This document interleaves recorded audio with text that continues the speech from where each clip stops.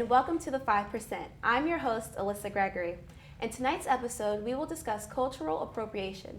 Joining us this evening, we have Anthony Alberici Bainbridge, a brother of a multicultural fraternity, Lambda Sigma Epsilon Latino Fraternity Incorporated, and vice president of the Z Cati chapter here at Penn State. Ed and Araya, a facilitator at the Center for Public Diplomacy, wrote in conversation and is studying biobehavioral health with hopes of pursuing a PhD. Jada Hill is a senior majoring in general science. She is the former president of the Penn State Student Black Caucus. And last but not least, we have Mitch Strasser, a comedy writer and actor for the network and other groups around campus. So how is everyone doing this evening? Good. Pretty good. Thanks for joining us. Yeah, Good. no problem. Now I think we're gonna have a great show this evening. It's gonna be a great conversation. So are you guys ready? Yeah. We are. Okay, so let's get to the first question. The term cultural appropriation has come up a lot lately. Artists like Katy Perry and Miley Cyrus have been accused of appropriating aspects of other cultures. They claim that they appreciate those cultures and want to emulate them.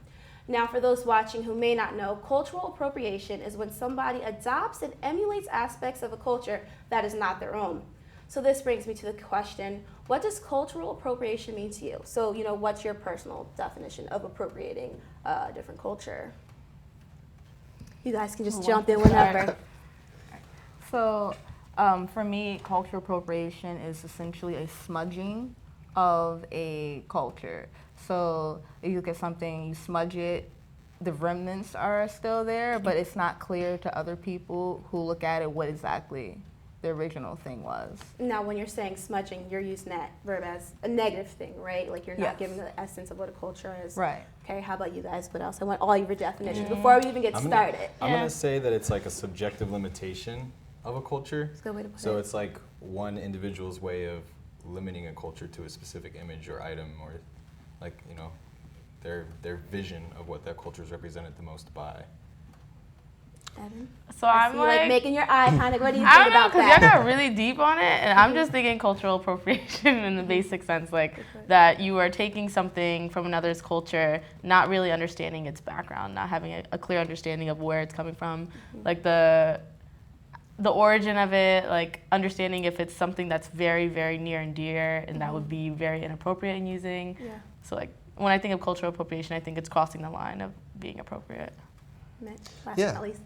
No, I agree across the board really with the basic concept. And I think it's also a little bit of like a question of semantics in that when you say cultural appropriation, you're not praising something. Like it's a term that's evolved to be explaining negative aspects. Right. So this has been controversial like the past couple of years, even though it's been lingering. The Washington Redskins, first off, the term Redskin in the first place, some people might think that's appropriation. Just the logo in general is especially like Native Americans. If you go about, the history of the term, do you guys think that's appropriation or appreciation? Then we can get into, do you guys think they should be changing the name at all? So the use of the term Redskin. Redskin, yeah, just the team itself. I wouldn't consider it appropriation because I don't think that's an aspect of Native culture that they necessarily are prideful about if you look at the origins of the term Redskin. So I wouldn't consider it appropriation. More so neglect of sensitivity towards a group of people. Do you think it's, at a point where they should be changing the name as they said they're not going to change the name. They thought, we have so much history connected to, the term Redskin, like what it embodies our team. Do you guys think that they should be changing the name or it should stay as is? I think the Redskin, the actual Native Americans, I'm sure their history goes far, more into history than the Redskins, team. And then, but I don't know how to, with cultural appropriation, there's always going to be someone that approves of something, and there's always going to be someone who's like, well, I don't agree with that, or they shouldn't take this aspect of my culture. So even with Native Americans, I don't know if I should necessarily speak for them and how offended they may feel with that whole idea. So go ahead, I see you going to jump in. So for me, it's I might not be able to be the best advocate for indigenous peoples of this land because I'm not one of them, nor am I really associated with them. But many have spoken up in in anger about how they feel about it. And so I feel like if the people who it's represented the most speak up against it, then we should by all means appreciate that and respect that. I think what most of the issue comes from is the logo itself, because you're automatically associating a negative term, which you know, Jada, you've touched on, is the fact that it doesn't have positive connotation. And so it's automatically represented this negative word with an image that they decided to use as a portrayal of a certain people. And so I feel like if anything's going to be changed, the logo specifically has the most power, even over the name, because it's associating the name with the image. Yeah, that's true. I may not be the best person to talk about this, but it baffles me why people are so attached to having their football team named that. Right. Like, it's like, you know, it's part of our history. It's like, what history? It's the history of you watching other grown men play a game. Like, I don't know. It's if people are offended and they feel that it's belittling to them, like, what are you defending when you're like, no, the name stays? That's true, yeah. All right, well, that's all we have for this. We're going to have to take a quick break, but we'll have more questions if you stick with us.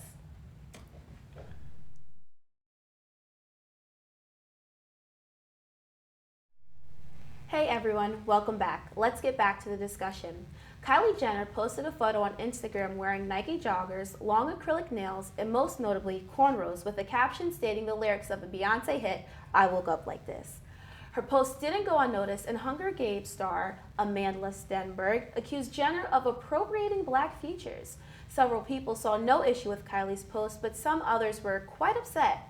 So why do you believe that some people take issue with cultural appropriation?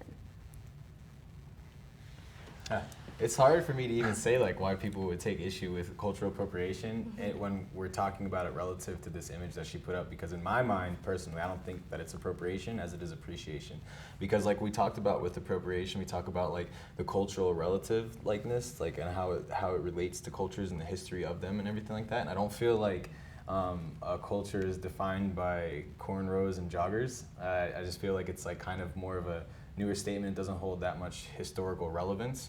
And so in my mind, it's more of her appreciating like the hip hop culture, which is also not, even though predominantly African American, not just African American. Right. Yeah, I also am a little curious when it comes to fashion in general, because how much of that is just ours, you know? Because really, it's a way to like present beauty or what have you, but it's not really about protecting something secret. And like, You want other people to wear the fashion that you put out there, right? That's true. in my mind, this is not coming from a very fashionable person, but you know, with that being said, it's not like a religious symbol. It is a look. Yeah. Right, but I sort of like, with Kylie and just her whole fam, and I don't know which one of the sisters posted it, but it was like them on a magazine and saying like the only something about KKK that ever liked Black men, or I don't know, something along those lines. And also with like Kylie, or I was saying this to Jada, but for me, I start to question her like intentions when it's like constantly taking it. Same thing with other artists that are out there or other celebrities. But all that to say that with Kylie specifically, when she wears cornrows, I don't have an issue with her wearing cornrows. It's just like when people are starting to, I don't even know. So what you're saying is like context.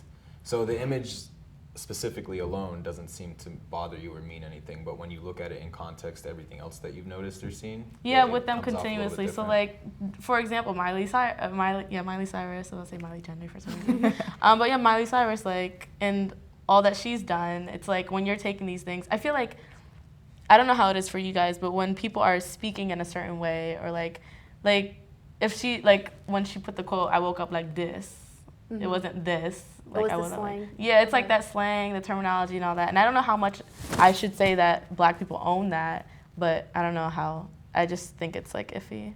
I don't think that Black people own this. I think it's poor English.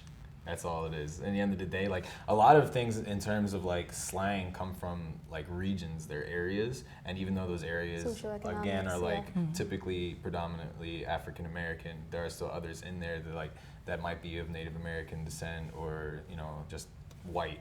They might just be white, and they still talk like that because that's just where they grew up, and that's the terms that are used in the area. Now, I don't think that she, with all of her money, comes from any areas that would typically speak that way, but I don't feel like it's like a term that's coined by and for African Americans. Yeah. Well, No, Go you ahead, go. Judy. The issue with dialect or slang is oftentimes it is socioeconomic, the origins of it. However, you'll hear things from, towards black people, you speak very well for a black person. For a black person, For a that black right person, there, yeah. implying that Naturally, you don't. formal English is not our primary, dialect. So when you see a Caucasian female take on that slang, and it's not a big deal because it's And obviously, where she has grown up, right. that's most likely not That's going to be where- at her public school right. or private school, probably. You know what I mean? Right. That's true. That's where Yeah. the issue comes in. And then as far as fashion, I do agree, joggers, that's American thing. However, cornrows does have a historic background for African American African diaspora. It was a way for us to keep our hair even before slavery in America. This was something that came from Africa. So there is a cultural tie to that. So when we see it on someone else and it's not being recognized as cornrows, like Bantu knots aren't Yeah. called Bantu knots, they're called hair knot. What was Hair it? knots or- I hair don't knots know. or something like that. That's kind of that smudging that I was referencing. Why can't they be Bantu knots? Now, branching off of what you said, as you know, naturally African American males and females have curly hair. We're more from a hotter climate. It's like thermal regulation. You sweat, locks in the moisture, helps cool you down the hot climate that you're from. So when you see an African American female with, weaving her hair with straight hair, is that cultural appropriation? Because naturally that's not what her hair is like. Do you get what I'm saying? But that's So- not to say that all Africans, there aren't any Africans that have looser textured hair. So, for example, fair. in Eritrea and Ethiopia, there are women that have very, very loose Finer. finer hair. So, I don't, so as far as, African Americans or black people taking on straight hair, I don't think that's exactly appropriation. So I kind of have a question just going forward with the whole, I guess preservation of culture, I guess, is a big thing to consider when dealing with accepting other culture as far as fashion goes. I'm just still curious how you guys feel about the exclusivity of it. And I know that there's a lot of context about you're not giving proper respect to what we're saying. But top knots. Top knots are getting big with college-age males now, right?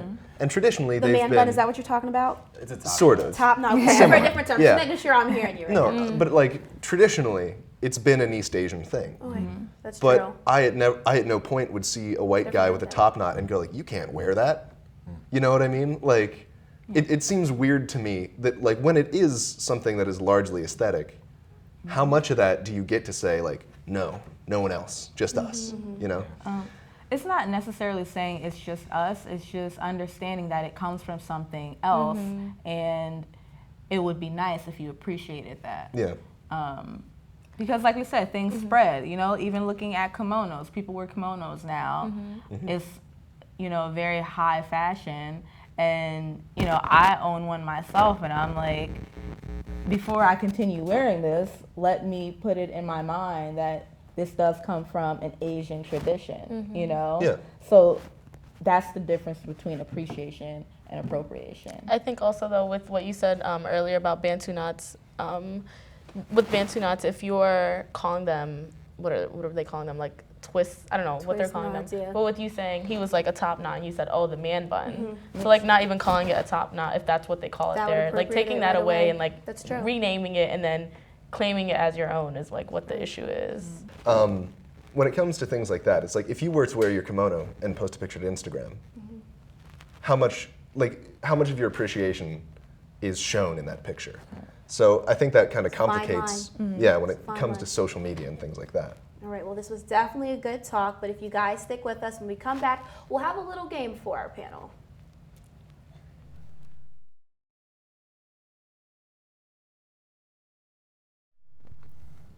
Welcome back. In this segment of the show, we're going to play a game called Appropriation or Appreciation.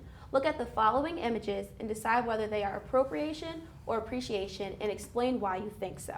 So you guys get the rules. You guys ready? Mm-hmm. All right, now take a look at the first picture. You see here we have Victoria's Secret model Karlie Cross. She's walking across the runway and she's wearing, you know, the headdress. She has on the high heels.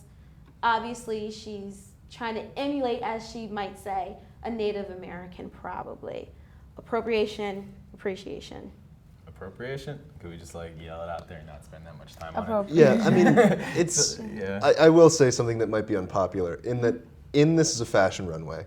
Yeah. It's obviously being used for an aesthetic and not for any sort of like religious significance. Like it's on the runway because it's pretty, not to intentionally belittle a faith.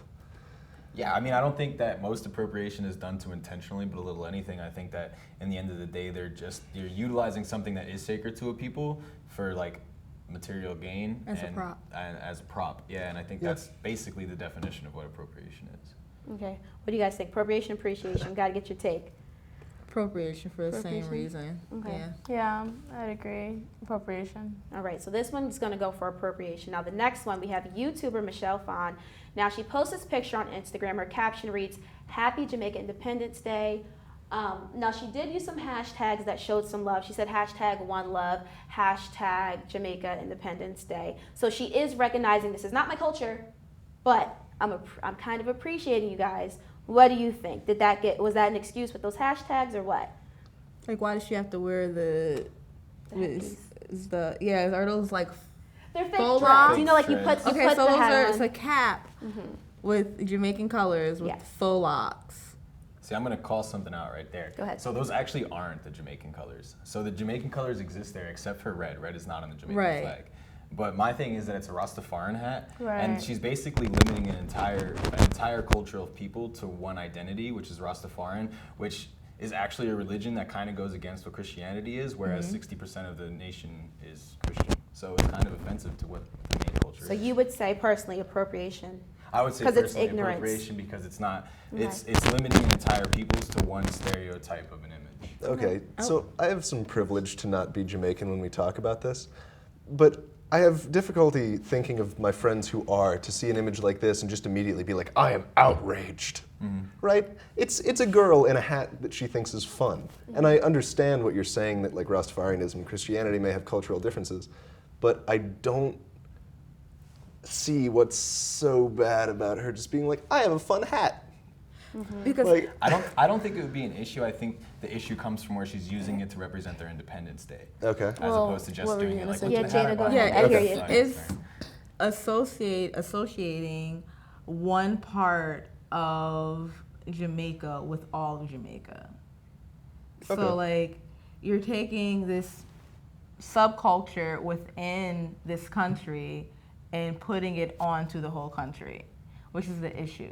Like Jamaica is just not locks and Rastafari.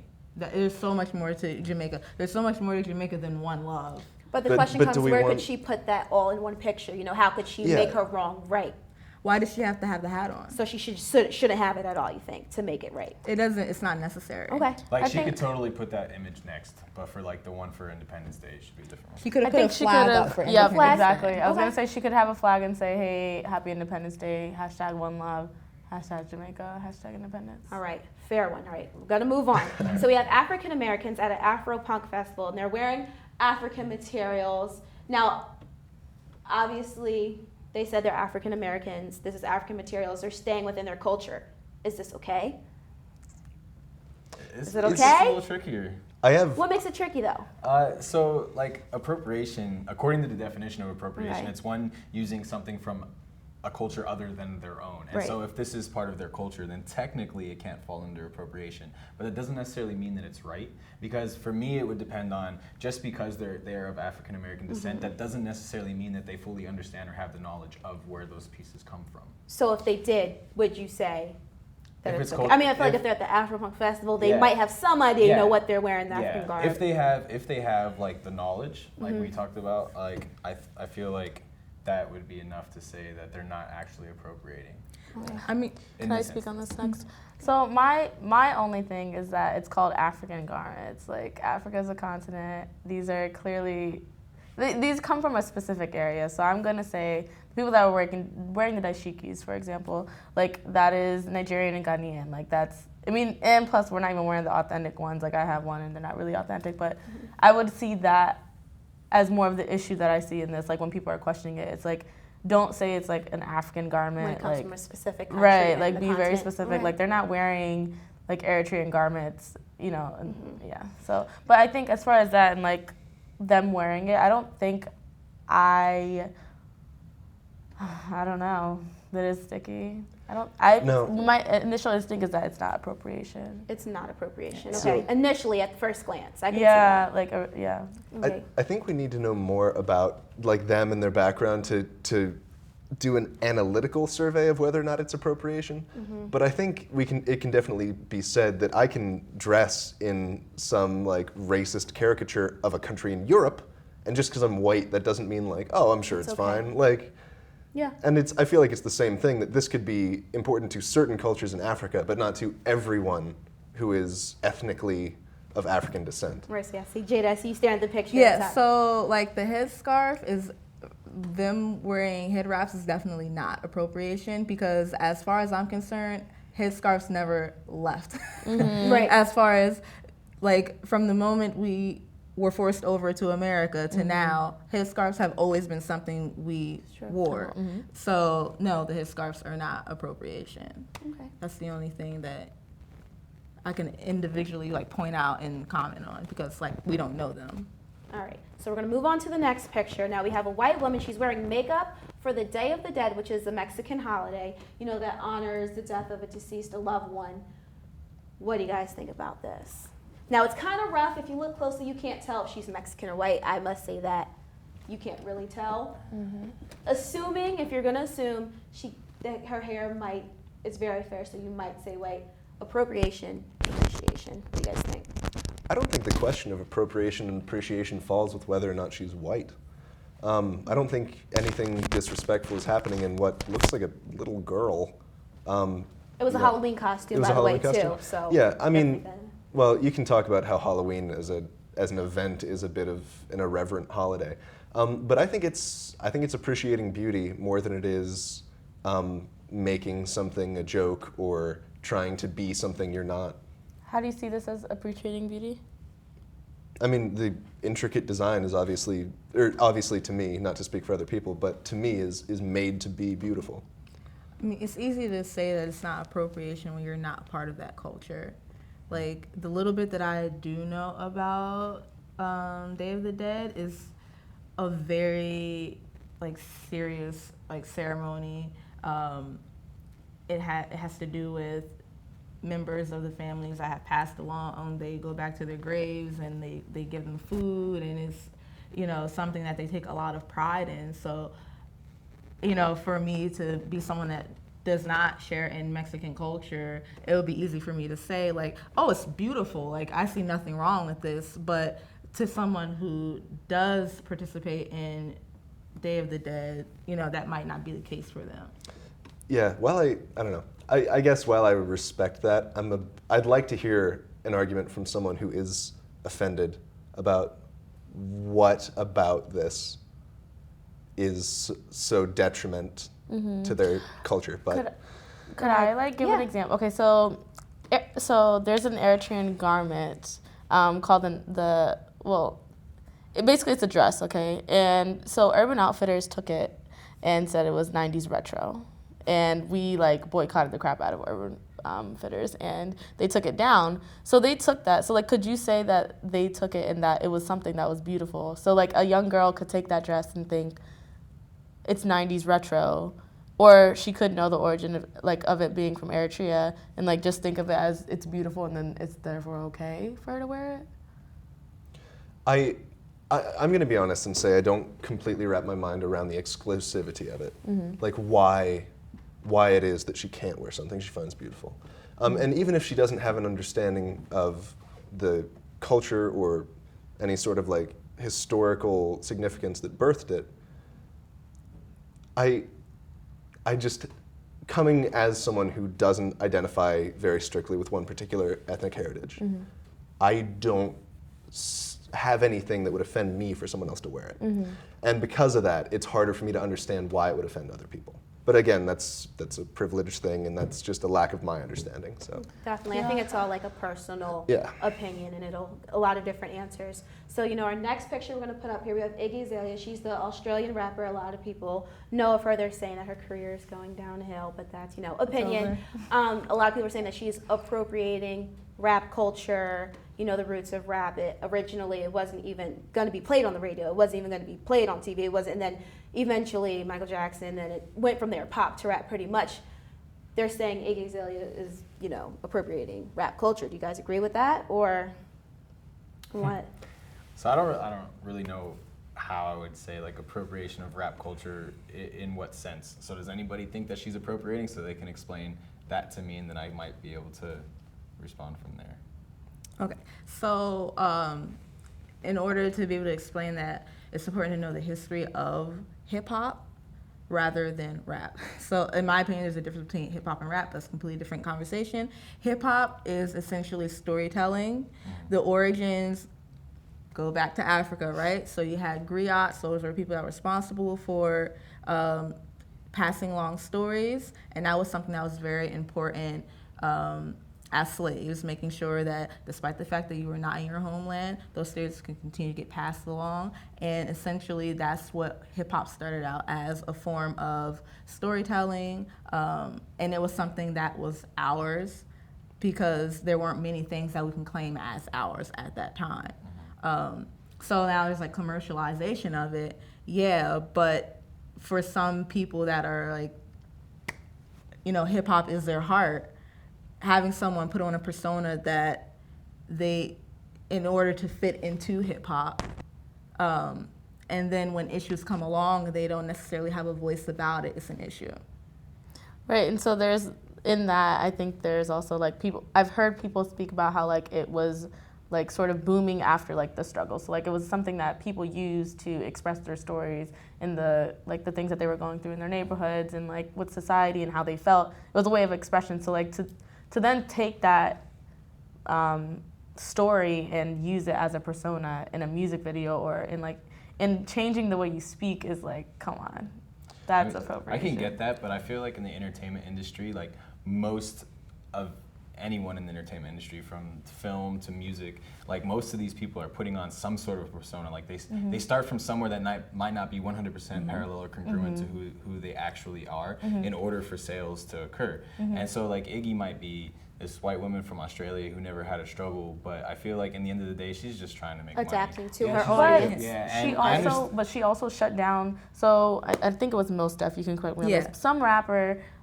who's like really, really into this, basically explained the history to her, and she sort of blew him off. So it's like, yeah. So it's like people are trying to get her to understand that, like same thing with Macklemore. So he's a white rapper, and he sort of like knows his place. Like that's like knows his place in it. So like he knows he's a white male, and that when he came in, he was able to sell more records as a white male rapping than a black rapper. So Iggy Azalea coming into it, and then her not understanding like first where it came from, even when this like well-known like rapper or what could we call him? Like he's an MC, very famous MC like has been in it, and he tries to literally break it down for you so that you can then be accepted, so like you can understand the history. And for her to sort of blow that off, it's like these are people that have literally been here before you.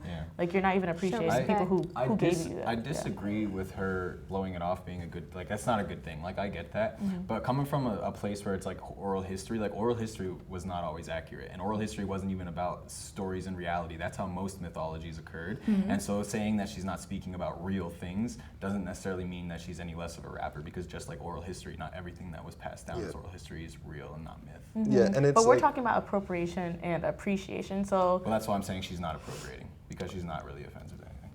She's not offensive to anything? In my mind, yeah. Well, in my subjective understanding.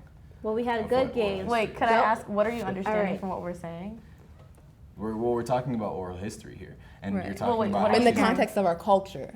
Yeah, so I understand that, but you're talking about she's appropriating because she's taking something away from like the origins of like how it started, and the origins are all the way back to what is oral history as opposed to written history. But understanding that you're saying she's appropriating because she's making false stories, but a lot of oral history is also false stories. No, she's not appropriating because she's making false stories. Right. It's the fact that she doesn't understand what it is that she is taking this ride on, right? So she's in hip hop, she's selling this album, she has, you know, the hip hop ear, yet she has no idea the context of it all. Right. And that's so the it doesn't issue. matter that she's white and that she's making up fake stories about her life or anything like that.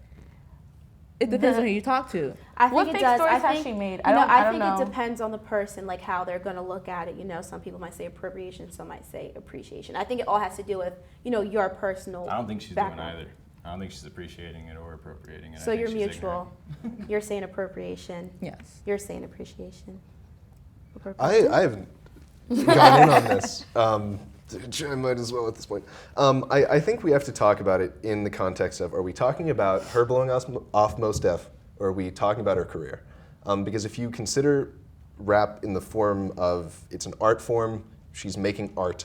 If people are buying her records, she's making art well. I don't have problems with having a white sushi chef who doesn't understand Japanese culture if the sushi he makes is good. I don't have a problem with East Asian filmmakers, even though a lot of early film was made in Germany and France and the US, as long as their art is good. And I realize that I'm sort of approaching it from a different angle, but I think we have to agree that at least part of the issue people draw with Iggy Azalea is her race. No. It's not one event of like, Mos Def tried to say something, she didn't listen. That's not the whole issue. No, because we have Eminem who gets all the respect, and before people found out that Logic was half black, he got respect from people as well. So it has nothing to do with her. Even Macklemore, there's a respect for Macklemore because he understands his privilege within hip hop. Like, there's a lack of understanding of her privilege within hip-hop, that she can put on a facade and reach people and talk about whatever she wants and sell records. Whereas there are people in hip-hop who, you know, they have to talk about a certain thing in order to get attention and sell records. Right. All right. Well, you guys are getting deep into it. Things got heated up for our game, but overall, I think it was a great discussion. But sadly, we're going to have to take a break, but we'll be right back.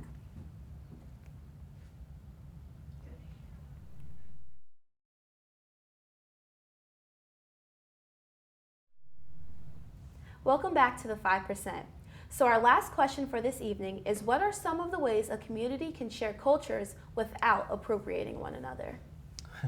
I'll start, I guess. Yeah. So for instances with social media or something along those lines, if you're trying to show an appreciation for a culture, instead of doing it by dressing yourself up to try to match what you think that culture looks like, you could just use a symbol from that culture, like an image of something that's relative to the thing you're trying to appreciate. Yeah. To be totally honest, I'm not sure, like, how can we not appropriate is the question we're asking? Because I think, like, having a conversation is the best way to do it. Instead of saying, like, no, I'm allowed to wear these clothes and you're not. Just say, like, I'm wearing them because I think they're beautiful, not because I think little of where they came from. I think it's kind of giving credit where credit's due as well. Expressing that you acknowledge, you know, I don't own this culture, but, you know, I am, you know, borrowing it from somewhere else. I know where it comes from, like henna tattoos, or, you know, just small things like that. What about you guys? What do you think? Like, the key word is sharing. So, like, with sharing, there's like a give and a take. You know what I mean? It's mutual, and I think in order for it to be appreciating, that has to be the case. There has to be like a mutual respect and understanding between the two parties involved. Right, I would have to agree with that. I think another key to it is just understanding where it's coming from exactly, and understanding some things that are too ingrained in the culture for you to just take. Like, maybe if it's like, well, then again, that could be questionable. But if you were to take for example, like we were talking about the headsets from the Victoria's Secret fashion show, if you're taking that and you're sort of just using it as a piece to an outfit, then it's like, I feel appropriating, you're not really appreciating the culture of it. It's more than that. Like I know when they would wear those, like the headset. I don't know the correct term, headdress. Like they would earn those each feather that was placed in there. Like that was the history behind it. I didn't even know that, but each one that's would like represent that's something. important. So don't use that. But maybe if it was like a bracelet, like a symbol of like hope or something very simple, not something that you have earned or that is like really ingrained in your culture. Yeah, I think basically what everyone can agree on, it would seem that knowledge is key, and as everyone knows, knowledge is power. And so with that power, it's like our responsibility to know that without knowledge, we should seek the knowledge for the things that we don't really understand or haven't taken the time to know. And so if we're going to try to do something out of appreciation rather than appropriation, understanding that it might be appropriation, then we should at least take the time to learn To understand. as a form of respect to that history, as a form of respect to that culture. Now we had a great show tonight. Before we wrap things up, could you guys tell me a little bit, what did you bring home from tonight? What's your take-home message if somebody were to ask you the same questions that, we talked about today? So you can't really judge things on face value. Like social media came up, and you can't look at a picture and say, oh, this person is appropriating, over appreciating, or vice versa. So it's important to not judge from the get-go and have, take time to sit on it and think about it in the context that it's in. Yeah, I would agree with that, and I would add something to it, is understanding that not only should we not necessarily judge things based on face value, what we see right on the surface, but also understanding that people might judge us based on what they see on the surface and what we're doing without understanding who we are, what we know. And so being aware of that, so that if anyone were to come up and question you, you're prepared with that, you're prepared with the information that you would need to kind of. Yeah, and it may sound funny, but off that, it's like, I'm not saying don't do it. Yeah. I'm just saying if you make the decision to do it, you're making the decision to also deal with what people think about the fact that you did it. Yeah. Right. And what about you? What's your take on Well, my takeaway, I think one thing that I'm continuing to try and grow in is the way that I'm viewing white people when they're wearing these like cultural pieces. Because I don't think twice if I see another African American woman or Nigerian man or like an Indian girl wearing something of a different culture. I like assume that they sort of like have this knowledge. Whereas when I see a white person, I'm like, don't know if you're like appreciating this or if you're just using this as like a cool piece, like. Right. So I'm taking that away in the sense that this is a very complicated and complex conversation to have, and it's always evolving, and my thoughts are always evolving. So that's one thing I'm going to continue thinking about. Definitely. Now that concludes our show, unfortunately, for tonight. I would like to give a special thanks to all of our guests who took the time to be here. I want to thank you guys also. It was a pleasure having you all. Thank you. Thank you. Thanks. Now I'd also like to thank PSN TV and all of our viewers for watching. This is The 5%. Have a great night.